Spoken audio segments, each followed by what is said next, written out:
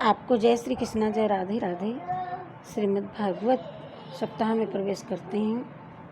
राजा परीक्षित द्वारा समीक ऋषि का अपमान, श्रृंगी ऋषि का शाप, तत्पश्चात मुक्ति हेतु भागीरथी गंगा के पावन तट पर स्थित अक्षयवट वृक्ष की छत्र छाया में आना, संक्षिप्त वर्णन करते हैं। पहले तो आप उषा शर्मा शास्त्री चैनल को लाइक, सब्सक्राइब, शेयर, कमेंट मुझे देना कर लेना, और आपको बहुत बहुत धन्यवाद, आशीर्वाद उषा शर्मा शास्त्री चैनल में जुड़ने के लिए। आइए कथा करते हैं। राजा परीक्षित द्वारा समीक ऋषि का अपमान, श्रृंगी ऋषि का श्राप, तत्पश्चात मुक्ति हेतु भागीरथी गंगा के पावन तट पर स्थित अक्षय वट वृक्ष की छत्र छाया में आना। यह कथा द्वापर युग से जुड़ी हुई है। भगवान श्री कृष्ण ने जब कंस का उद्धार किया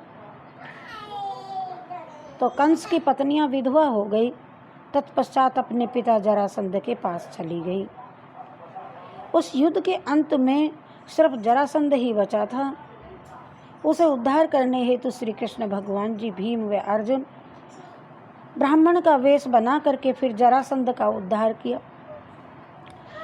और तत्पश्चात उनका मुकुट लाकर के युधिष्ठिर को दिया, और उन्होंने उस मुकुट को एकांत स्थान पर रख दिया। भगवान श्री कृष्ण अपनी लीला को समेट करके स्वधाम चले गए।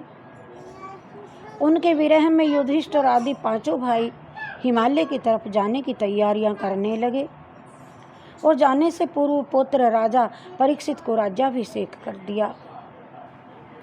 परीक्षित का राज्याभिषेक करा दिया। इसके बाद पांचों भाई द्रौपदी सहित हिमालय की तरफ चले गए। द्वापर का अंत हुआ और कलयुग का वहां आगमन हो गया। एक दिन की बात है। एक दिन परीक्षित जी वन में चले गए। कलयुग से संवाद हुआ, बातचीत हुई, कलयुग से बातचीत हुई,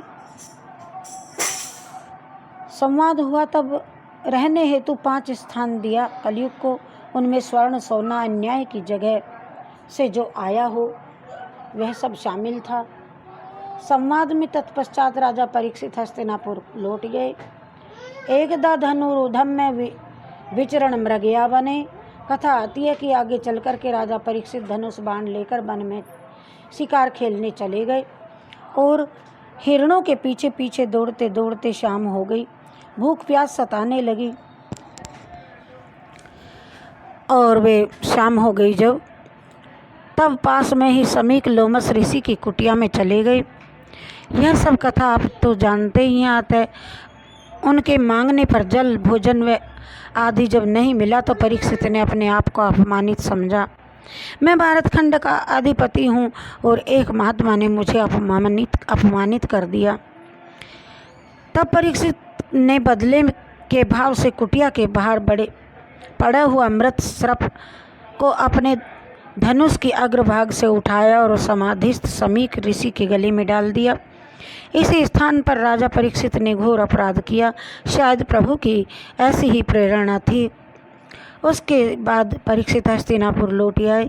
उधर ऋषि के इकलौते पुत्र श्रृंगी ऋषि को पता चला कि हमारे श्री पिताजी को किसी ने अपमानित किया है, तो ऋषि को क्रोध आ गया, और वह 5 वर्ष के श्रृंगी ऋषि बालक ने परीक्षित जी को श्राप दिया।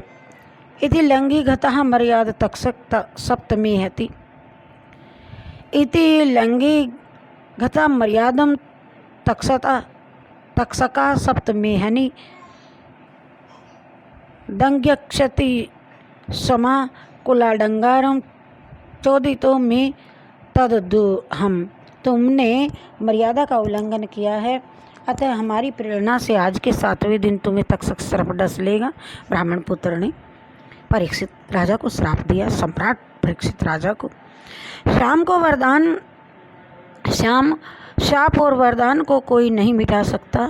उधर परीक्षित को भी आभास हुआ कि हमने संत का अपमान किया, हमें दंड मिलना ही चाहिए, और प्रायश्चित हेतु राजा परीक्षित ने अपने बड़े पुत्र जन्मेजय को राज्याभिषेक करा दिया, और स्वयं भरतखंड का मालिक होते हुए भी सारा वैभव, धन संपत्ति को त्याग करके गंगा जी के तट पर स्थित इसी विशाल अक्षयवट वृक्ष की छत्र छाया में आए।